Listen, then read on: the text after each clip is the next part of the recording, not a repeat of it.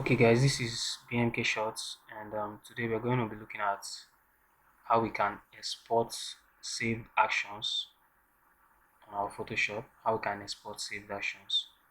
So let's say we created this action, eye and teeth whitening, and we want to save it on your desktop as a file so you can send to your friends to use also. So what we'll do is first we just go to button mode and check it, then locate the eye and teeth, then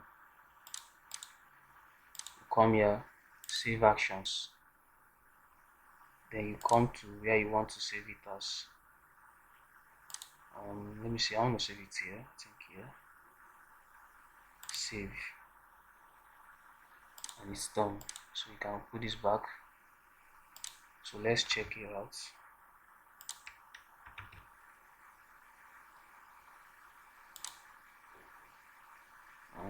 This is it. So you can send this to your friends, you can put it in flash, you can send it to their Gmail, you can send it to them. So that's it.